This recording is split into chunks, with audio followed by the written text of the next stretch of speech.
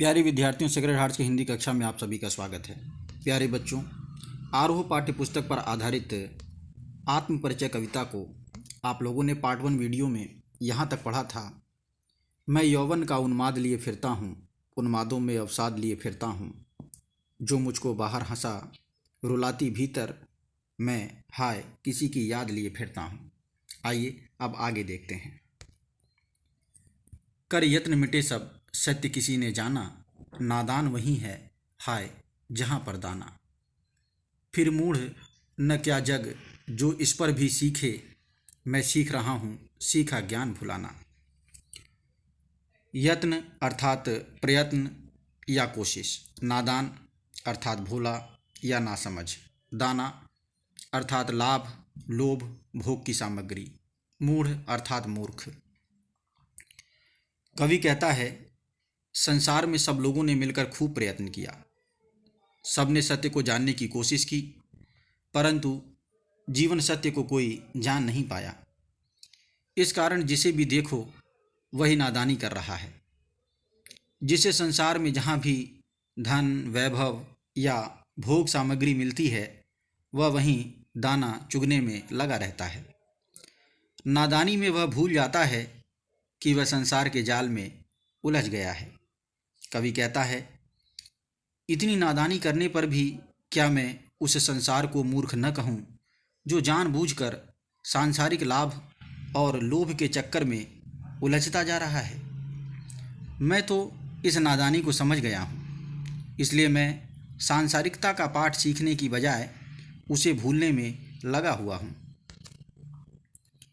मैं और जग और कहाँ का नाता, मैं बना बना कितने जग रोज मिटाता। जग जिस पृथ्वी पर जोड़ा करता वैभव, मैं प्रतिपग से उस पृथ्वी को ठुकराता। नाता अर्थात संबंध, वैभव अर्थात सुख समृद्धि, प्रतिपग अर्थात हर कदम। कवि कहता है, मैं दुनियादारी से भिन्न भावनामय कवि हूँ। संसार की चाल बिल्कुल अलग है। संसारी लोग दुनियादारी निभाने में लगे हुए हैं, मैं भावना को महत्व देता हूँ। अतः मेरा इस संसार से कोई मेल नहीं है।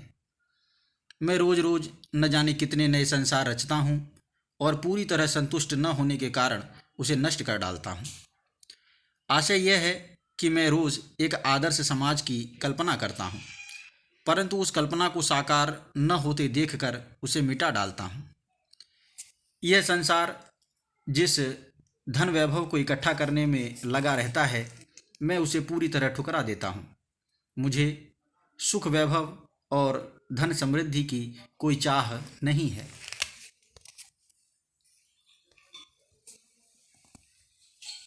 मैं निज रोदन में राग लिए फिरता हूँ, शीतलवाड़ी में आग लिए फिरता हूँ जिस पर भूपों के प्रासाद निछावर, मैं वह खंडहर का भाग लिए फिरता हूँ। रोदन अर्थात रोना या रुदन, राग अर्थात प्रेम, आग अर्थात जोश या आवेश, भूप अर्थात राजा, प्रासाद अर्थात महल, निछावर अर्थात कुर्बान, खंडहर अर्थात टूटा हुआ भवन। कवि कहता है, मेरे रुदन में भी प्रेम छलकता है। मैं अपने गीतों में प्रेम के आंसू रोता हूँ। मेरी वाणी यद्यपि कोमल और शीतल है, फिर भी उसमें प्रेम की तीव्र लालसा है, ऊर्जा है, ऊष्मा है। मेरा जीवन यद्यपि प्रेम की निराशा के कारण खंडहर सा है, फिर भी उसमें गहरा आकर्षण है। प्रेम पर तो बड़े बड़े राजा अपने महल तक न्यौछावर कर देते हैं। मैं उसी मूल्यवान प्रेम को मन में बसाए हुए हूँ। मैं रोया इसको तुम कहते हो गाना, मैं फूट पड़ा तुम कहते छंद बनाना। क्यों कवि कहकर संसार मुझे अपनाए, मैं दुनिया का हूँ एक नया दीवाना। फूट पड़ा अर्थात बहुत आवेग से रोना, दीवाना अर्थात पागल या मस्त। कवि कहता है, जिन्हें तुम मेरे गाने कहते हो वह वास्तव में मेरे हृदय का रुदन है, मेरा चीत्कार है। यह रुदन प्रेम की निराशा के परिणाम स्वरूप प्रकट हुआ है। जब मैं प्रेम के आवेग से भरकर पूरे उन्माद से शब्दों में फूट पड़ता हूँ तो तुम उसे नए छंद की संज्ञा देते हो। वास्तव में मेरे छंदों में मेरा क्रंदन फूटा है। दुनिया मुझे कवि के रूप में व्यर्थ ही सम्मान देती है। वास्तव में तो मैं कवि नहीं अपितु प्रेम दीवाना हूँ। मेरा हृदय प्रेम की मस्ती से लबरेज है। मैं दीवानों का वेश लिए फिरता हूँ, मैं मादकता निःशेष लिए फिरता हूँ। जिसको सुनकर जग झूम झुके लहराए, मैं मस्ती का संदेश लिए फिरता हूँ। मादकता अर्थात मस्ती या नशा, निःशेष अर्थात पूर्ण या संपूर्ण। कवि कहता है, मैं संसार में प्रेम दीवानों की तरह विचरण करता हूँ।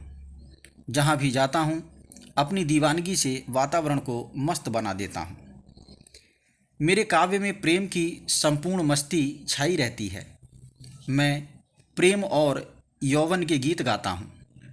मेरे गीतों में ऐसी मस्ती है जिसे सुनकर लोग झूम उठते हैं, प्रेम में झुक जाते हैं और आनंद में लहराने लगते हैं।